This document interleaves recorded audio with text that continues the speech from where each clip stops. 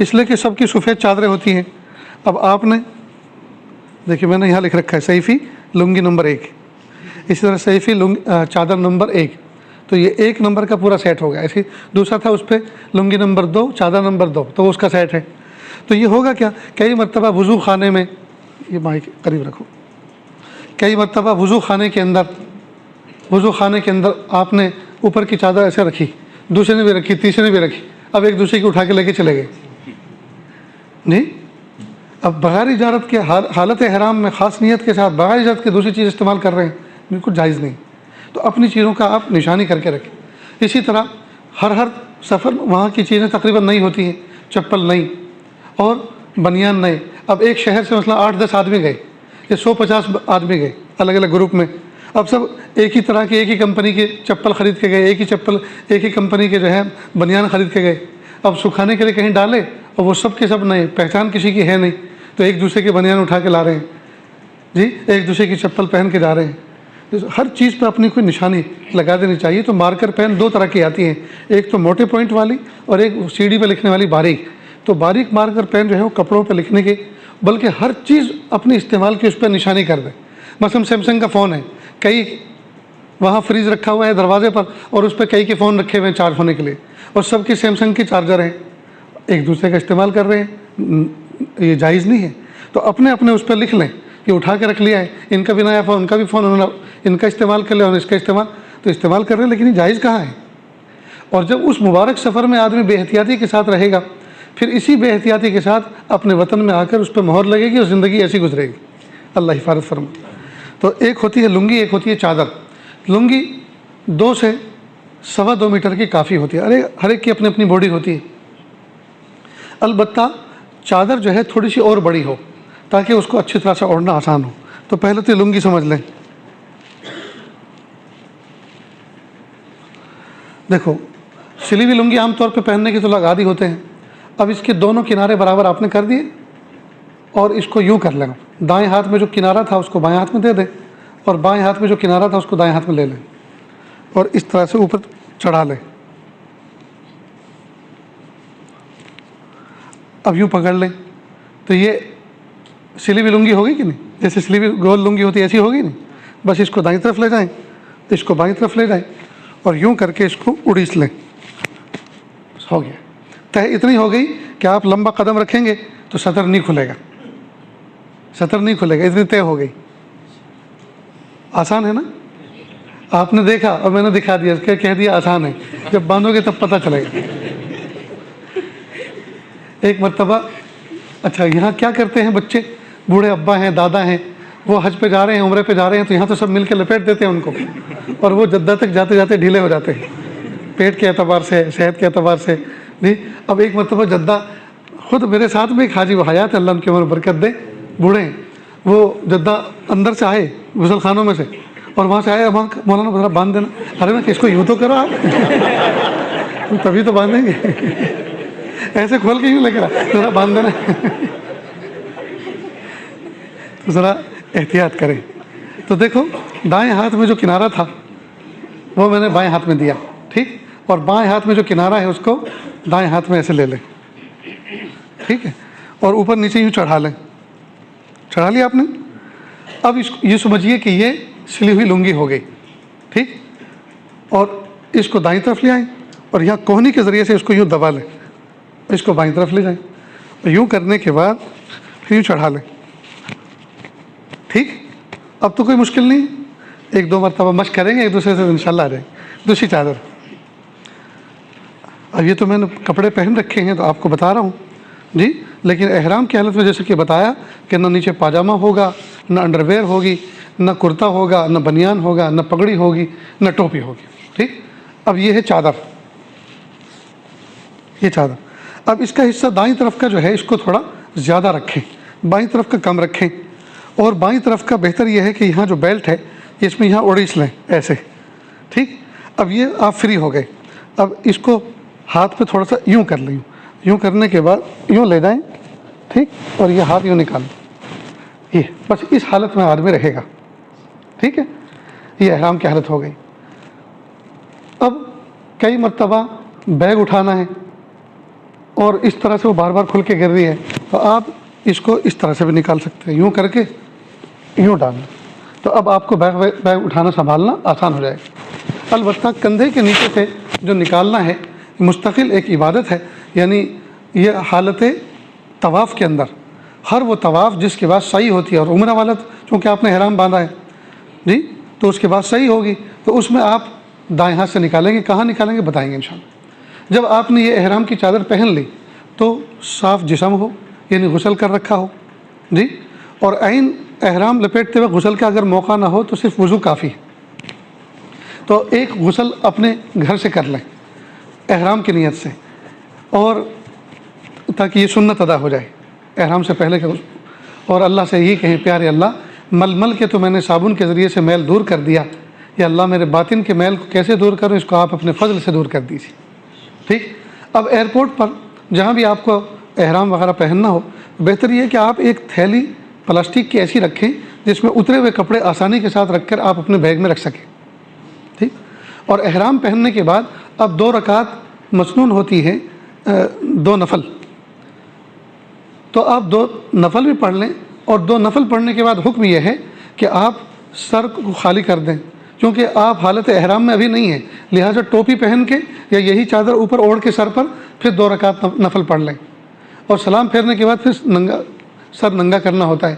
لیکن ابھی آپ نیت نہ کریں جب تک کہ جہاز میں بیٹھ نہ جائیں اور جہاز کا رخ جدہ کی طرف ہو نہ جائے، ابھی نیت نہ کریں، اس لیے کہ کئی مرتبہ جہاز کینسل ہو جاتا ہے، اڑ نہیں پاتا، کینسل ہو جاتا ہے، تو اگر آپ نے نیت کر لی اور آپ عمرے پہ نہ جا سکے تو بغیر اضحیہ دیے، ذبح کیے، دم دیے آپ احرام میں سے نہیں نکل سکتے۔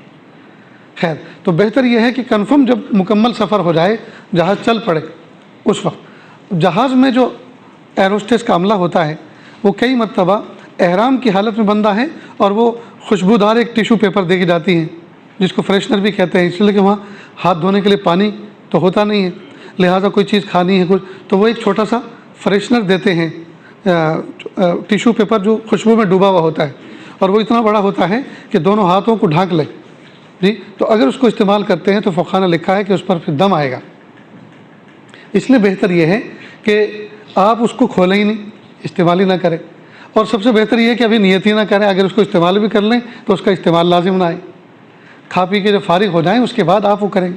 خیر، اب جب آپ کو نیت کرنی ہے تو سر سے کپڑا اتار دیں، ٹوپی اتار لیں، اور نیت کریں پیارے اللہ آپ کے گھر کی زیارت کا احرام باندھا ہے عمرے کا، اللہ قبول فرمائیے اور آسان فرمائیے، یہ نیت کر کے پھر 3 مرتبہ نیت کے ساتھ معاً تلبیہ پڑھیں، لبیک اللہم لبیک لبیک لا شریک لک لبیک ان الحمد والنعمت لک والملک لا شریک لک لبیک اللہم لبیک لبیک لا شریک لک لبیک ان الحمد والنعمت لک والملک لا شریک لک لبیک اللہم لبیک لبیک لا شریک لک لبیک ان الحمد والنعمت لک والملک لا شریک لک۔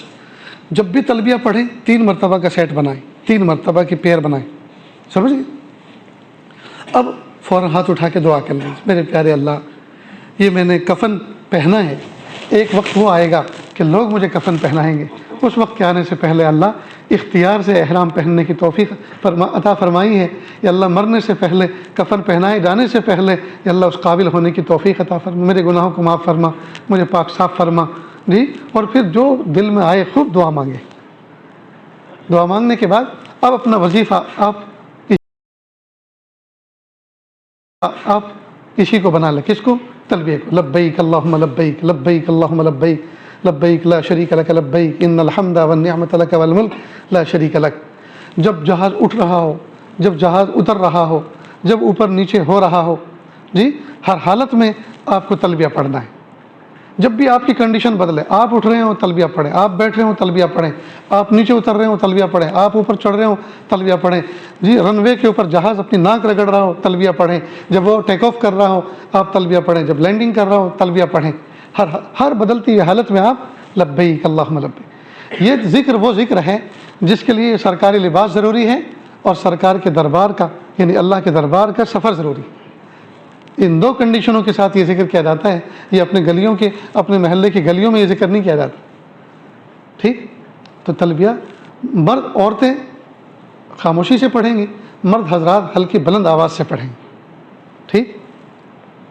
جب آپ جدہ پہنچے، جدہ سے مکہ مکرمہ پہنچے، تو مکہ مکرمہ پہنچنے کے بعد عام طور پہ کتابوں میں لکھا ہے مکہ مکرمہ پہنچ گئے، اب سب سے پہلا کام مکہ مکرمہ میں پہنچنے کے بعد یہ کرنا ہے کہ عمرہ کریں۔ تو مکہ مکرمہ میں پہنچتے کے ساتھ ہی سب سے پہلا کام کیا لکھا ہوتا ہے کتابوں میں؟ سب سے پہلا کام عمرہ کرنا ہے۔ لیکن یہ عاجز کہتا ہے کہ سب سے پہلا کام عمرہ کرنا نہیں ہے، سب سے پہلا کام آرام کرنا ہے، سب سے پہلا کام آرام کرنا ہے۔ کوئی فقہ کی ایسی شیخ نہیں ہے جاتے کے ساتھ ہی آپ عمرے پہ دوڑ پڑو، جاتے کے ساتھ ہی آپ کعبۃ اللہ کے ارد گرد چکر لگاؤ۔ اس لیے کہ آدمی اپنے گھر سے چلا، مثلا سورج سے یہاں سے نکلے، بمبئی تک کا ایک سفر متعب سفر ہے، تھکا دینے والا ہے، پھر ایئرپورٹ کی ہمہ ہمی کئی گھنٹے پہلے پہنچنا، وہ سب تھکا دینے والی کارروائی ہے۔ پھر وہاں سے آپ جہاز میں بیٹھے، جہاز کا سفر وہ ایک خاص قسم کی تھکان اپنے اندر رکھتا ہے۔ پھر جدہ سے مکہ مکرمہ تک کا سفر اور وہاں کے ایئرپورٹ کے مراحل تھکا دینے والے۔ اب کوئی اسٹیل باڈی تو نہیں ہے نا، آدمی کی کچھ بھی نہیں تھکن ہوئی، انسان ہے، بشر ہے، تھکتا ہے، لہٰذا جاتے کے ساتھ ہی آرام کرے۔ مجھے اچھی طرح سے یاد ہے کہ پہلا عمرہ میں نے 3 دن کے بعد کیا تھا، ایک اللہ کے نیک ولی کے ساتھ تھا، 3 دن کے بعد عمرہ کیا، اور وہ بھی مجھے بار بار آزما رہے تھے کہ دیکھیں کچا ہے یا پکا۔ کہہ رہے تھے کہ بیٹا آپ تو جوان ہیں، آپ کر لیں، میں تو بوڑھا ہوں، اپنے حساب سے کروں گا کہ نہیں، آپ کے ساتھ آئے ہیں، جیسا آپ کریں گے ویسا ہی کر رہے ہیں۔ 3 دن کے بعد کیا، اور اس کی ٹھنڈک آج تک محسوس ہے۔ بہرحال فریش ہو جائیں، کھائیں پئیں اور خوب آرام کریں، وقت پہ نماز پڑھیں، آرام کریں۔ جب مکمل آرام مل جائے، تھکن دور ہو جائے، فریش ہو جائیں، اب آپ چلیے کعبۃ اللہ کی طرف، اپنے کمرے سے، ہوٹل سے نکلیے، دور قریب جہاں بھی ہو، اللہ قریبی نصیب فرمائے، وہاں جائیے۔ تو اب وہاں جانے کے لیے ایک تیاری کرنی، کیا تیاری؟ ایک تو یہ کہ آدمی بھوک کی حالت میں نہ ہو تاکہ حضوری کی کیفیت جمی رہے، ایک بات۔ دوسری بات، اچھا رمضان مبارک کے عمرے کی فضیلت ہے، لیکن حالت روزے میں کرنا ضروری نہیں ہے۔ رمضان کے مہینے کی اس کی فضیلت یہ ہے کہ ایک روایت میں ہے کہ رمضان میں جس نے عمرہ کیا گویا حج کے برابر ہے، اور ایک یہ محبوب صلی اللہ علیہ وسلم نے فرمایا جس نے رمضان میں عمرہ کیا گویا میرے ساتھ عمرہ کیا ہے۔ سبحان اللہ۔ لیکن حالت روزہ ہونا ضروری نہیں، آپ موقع دیکھیے، رات کے وقت، رات ٹھنڈی ہوتی ہے، لمبی بھی ہوتی ہے، اس میں کوئی ڈسٹربنس بھی نہیں ہوتا، آپ اس وقت کر لیں، سمجھ گئے؟ تیاری کیا کریں گے؟ ایک تو ایک تھیلی آپ ضرور لے کے جائیں ساتھ میں، جس میں آپ چپل رکھیں، اور وہ تھیلی وہ ہو جو آپ اپنے کندھے پر ہینگ کر سکیں، ہاتھ فارغ رہیں آپ کے، اس کو لازمی طور پر لے کر جائیں۔ جیسے ہم مسجد کے باہر اپنی چپل نکال دیتے ہیں، ٹھیک، اور ہم جب نماز پڑھ کے باہر نکلتے ہیں تو وہ اپنی جگہ پہ ملتی ہیں، جی ایسا معاملہ وہاں نہیں، وہاں آپ نکال کے اندر جائیں گے، جب باہر نکلیں گے تو ملیں گے نہیں۔ اس لیے کہ صفائی کا عملہ اس بات کا مکلف ہے کہ جو بھی چپل باہر پڑی ہوئی ہیں، رکھی ہوئی، ان کو اٹھا کے پھینکو۔ وہاں شوز ریک بنے ہوئے ہیں، ان کے اوپر نمبر بھی لکھے ہیں، البتہ اگر کوئی اس میں رکھتا ہے تو وہ محفوظ رہتی ہیں، لیکن اس میں بھی تھیلی میں رکھو تو زیادہ محفوظ ہیں، اس لیے کہ کئی مرتبہ کھلی رکھی رہتی ہیں اور لوگ نکال کے چلے جاتے ہیں۔ اور کچھ مینٹلٹی لوگوں کی یہ بھی ہے، لوگ یہ سمجھتے ہیں کہ حج عمرے پہ اگر چپل باہر رکھی ہیں تو ہم کسی کی پہن لیں، کوئی ہماری پہن لیں، یہاں سب جائز ہے۔ ایسا نہیں ہے، کوئی مسئلہ نہیں ہے ایسا، لیکن لوگوں میں یہ مسئلہ چلتا ہے کہ یہاں تو کسی کی بھی پہن سکتے ہیں، جو غلط ہے بالکل۔ تو آپ اپنی چپل اپنی تھیلی میں رکھیں، اور تھیلی کو اپنے ساتھ رکھیں، وہاں چپل بھی پاک صاف ہوتی ہیں، وہاں کوئی ایسے کتے بلی کے پیشاب پخانے تو پڑے نہیں ہیں کہ ناپاک ہے، حرم کی سرزمین ہے پورے مکہ مکرمہ، تو آپ اپنے ساتھ رکھیں۔ اور جب نماز پڑھتے ہیں تو صف اتنی بڑی ہے، آگے پیچھے دائیں بائیں کہیں بھی رکھ سکتے ہیں آپ، یہ ہمارا طریقہ ہے، یہ ہم نے بزرگوں کو دیکھا، علماء صلاح کو سب کو دیکھا، وہ اپنی چپل تھیلی میں رکھ کے ساتھ میں رکھتے ہیں۔ تو ایک تو چپل کی تھیلی اپنے کمرے سے لے کر چلیں، دوسرا کچھ کھلے ریال اپنے ساتھ میں، وہاں کی کرنسی ضرور ساتھ میں رکھیں، طواف کی تسبیح 7 دانے والی وہ بھی ساتھ رکھیں، یہ تسبیح کوئی ضروری نہیں ہے کہ آپ ایسی ڈھونڈتے پھریں، کوئی سفید دیکھی تھی ہم نے، کوئی بھی رنگ کی ہو سکتی ہے وہ، البتہ اس کی شان ایسی ہونی چاہیے کہ یہ اگر آپ دھاگا موتی اس کا کھینچے تو کھینچے، اپنی مرضی سے نہ چلے۔ کیوں؟ اس کا مثال کے طور پر آپ نے ایسی ڈھیلی ڈھالی تسبیح لی، پہلے چکر میں آپ نے دانہ کھینچ دیا، ٹھیک ہے، اب دوسرے چکر میں بھی کھینچ دیا، تیسرے چکر میں 2 دانے اپنے آپ تشریف لے آئے نیچے۔ اب آپ نے ایسے دیکھو ماشاءاللہ کتنی برکت ہے یہاں، دیکھو 2 چکر لگے اور 4 ہو گئے، ایسی برکت نہیں چاہیے، معاملہ گڑبڑ ہوگا. تو تسبیح ایسی ہو جس کے دانے ٹائٹ ہوں، سمجھے نا. تو سارے کے سارے دانے بہتر ہے کہ نیچے جمع کر لیں اور اوپر ایسے کھینچتے رہیں جی، یا سارے کے سارے اوپر کر لیں، اچھی طرح سے دیکھ لیں سارے کے سارے اوپر ہونے چاہیے، ایک بھی نیچے نہ رہے، اور ایک انگلی میں کہیں ڈال لیں، ٹھیک. اور اس کو پھر جب پورا چکر ہو جائے تو پھر نیچے کر دیں. خیر، تو طواف کی تسبیح اس طرح کی ہو. تو آپ جب کمرے سے چلیں، ایک تو آپ بھوکے نہ ہوں، کچھ نہ کچھ کھائے پیے ہوں، اتنا زیادہ کھائے پیے نہ ہوں کہ 7 چکر کے بعد پھر استنجے کا تقاضا ہو، بالکل معتدل رہیں آپ، ٹھیک. دوسرا، استنجے وضو سے اچھی طرح فارغ ہوں. تیسرا، احرام کے ساتھ میں وہ تھیلی ساتھ میں ہونی چاہیے جس میں آپ چپل رکھیں. طواف کی تسبیح ساتھ میں ہونی چاہیے. جس ہوٹل میں آپ ٹھہرے ہیں، اسی بیلٹ کے اندر، بیلٹ تو باندھ لیں، اسی بیلٹ کے اندر آپ کا اس ہوٹل کا ایڈریس کارڈ بھی ہونا چاہیے.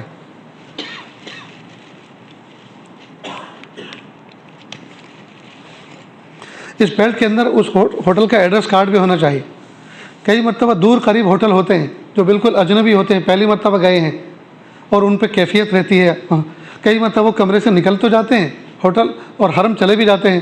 اب حرم سے سارا طواف کرنے کے بعد فارغ ہونے کے بعد ہوٹل کا راستہ نہیں ملتا. جس سے پوچھو وہ بھی آپ ہی کی طرح کسی ملک کا رہنے والا ہے، نہ زبان جانتا ہے، نہ وہاں کے راہ و رسم سے واقف ہے، نہ راستوں سے واقف ہے، تو کیا جواب دیں؟ پولیس سے پوچھو تو زبان عربی، اور کئی مرتبہ ان کی بھی پوسٹنگ ہوئی بھی ہوتی ہے، پتہ نہیں کہاں کہاں سے نوجوانوں کو کھڑا کر دیتے، ان کو بھی راستہ معلوم نہیں. اتنی پریشانی ہوتی ہے کہ مت پوچھو. اس لیے اگر آپ کی جیب میں ہوٹل کا جو کاؤنٹر پر ایڈریس کارڈ ہوتا وہ رکھا ہوگا تو آپ اس کی مدد سے، ہوٹل اکثر بیشتر اس کے پیچھے ڈائیگرام بھی بنا ہوتا ہے جی، ہوٹل کا پتہ، راستے کا پتہ، تو اس کے ذریعے سے آپ آسانی سے آ سکتے ہیں، کوئی بھی آپ کی رہبری کر سکتا ہے. سمجھ گئے دوست؟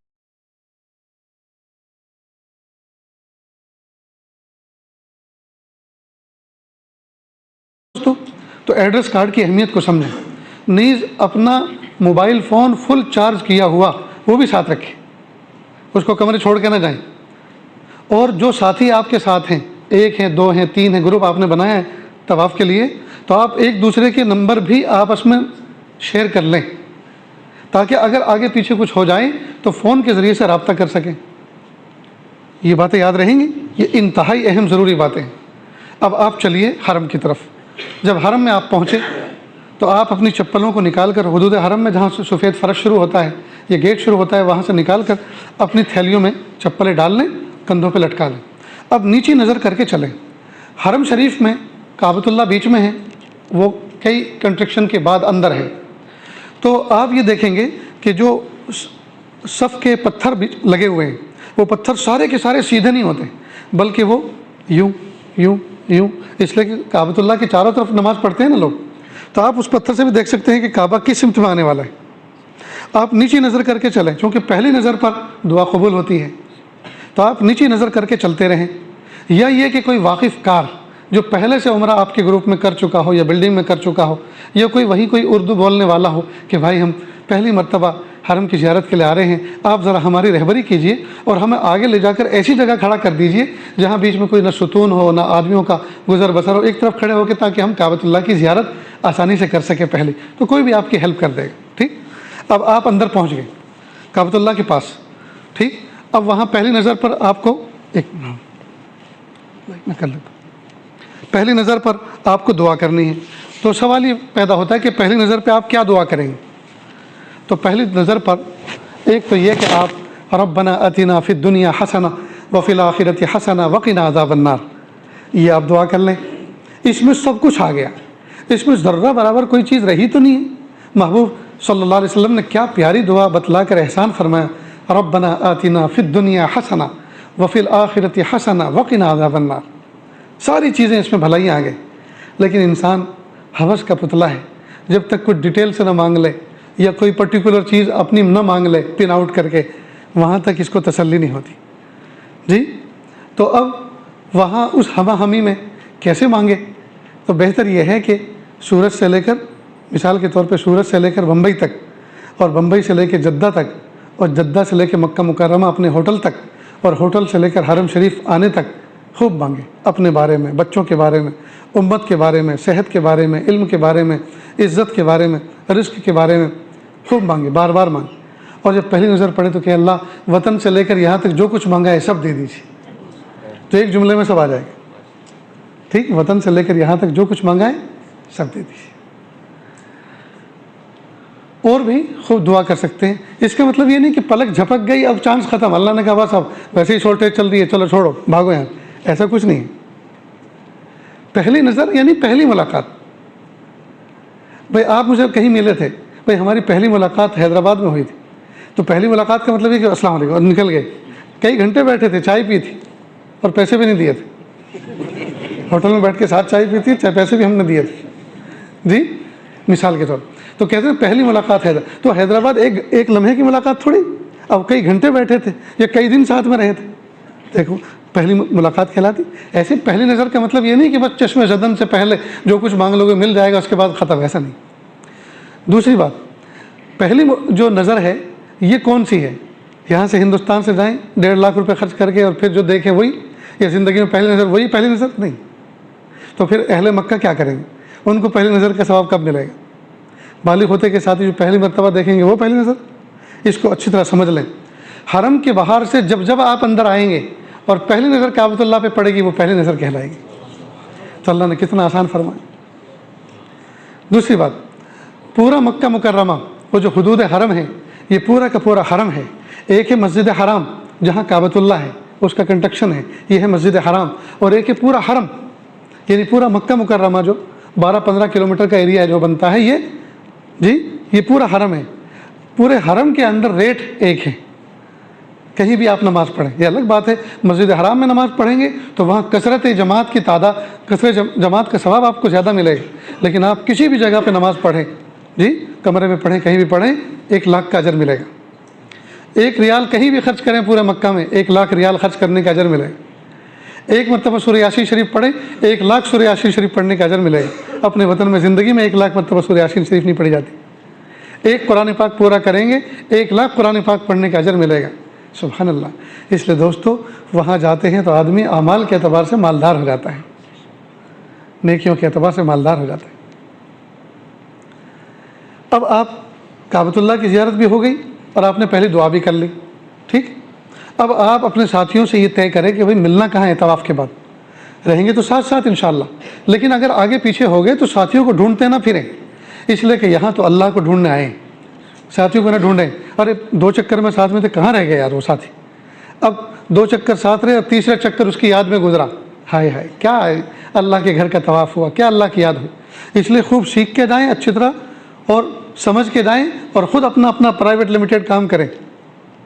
اور جب آگے پیچھے ہو جائیں اپنے چکر کو یاد رکھیں. 7 چکر مکمل کرنے کے بعد میٹنگ پوائنٹ طے کریں کہ بھائی اس کے بعد یہاں ملیں گے, اور یہاں سے 2 رکعت پڑھ کر پھر آگے مسعی کی طرف سعی کرنے کے لیے صفا مروہ پہ جائیں گے. تو میٹنگ پوائنٹ کون سا بہتر ہے اس کو ذرا سمجھ لو. اصل میں گرین لائٹ ہے, یہ جو میرا کارنر ہے نا سامنے والا, اس کو آپ سمجھ لیجئے کہ یہاں گرین لائٹ لگی ہوئی ہے. اور گرین لائٹ کیوں لگی ہے کہ اسی کی سیدھ میں ادھر کعبۃ اللہ کا جو کارنر ہے جس میں حجر اسود لگا ہے وہ اس کی دشا اور اس کی سیدھ بتلا رہا ہے. تو پہلے ایک پٹی ہوا کرتی تھی کالی, اور کتابوں میں یہ لکھا تھا کہ کالی پٹی پہ جا کے آپ استلام کریں, کالی پٹی پہ جا کے آپ طواف کا آغاز کریں. لیکن اب کتاب پڑھ کے جاؤ گے تو کالی پٹی ڈھونڈتے رہ جاؤ گے, کبھی نہیں ملے گی, کیونکہ وہ ہے ہی نہیں. وہاں جام لگتا تھا بہت زیادہ. کئی مرتبہ بہت سے لوگ صرف استلام ہی نہیں کرتے تھے, پتہ نہیں کیا کیا کرتے تھے, دعا کرنے کھڑے ہو جاتے تھے وہیں. تو اس لیے طواف کرنے والوں کو ڈسٹرب ہوتا تھا, وہ نکال دی انتظامیہ نے. تو اب گرین لائٹ جو ہے پہلے بھی لگی تھی آج بھی لگی. تو آپ چلتے رہیں, جب دایاں کندھا آپ کا بالکل سیر میں آ جائے ادھر, تو آپ بائیں طرف دیکھیں گے تو ادھر کعبۃ اللہ کا وہ جس حجر اسود کا کونا ہے وہ آپ کو نظر آئے گا. اب آپ اس کی طرف رخ کریں گے. تو سب سے پہلی مرتبہ جو بگننگ کرنی ہے طواف کی وہ کیسے کریں گے کہ وہ حجر اسود کے بالکل سامنے آنے سے پہلے 1 قدم پہلے آپ بسم اللہ اللہ اکبر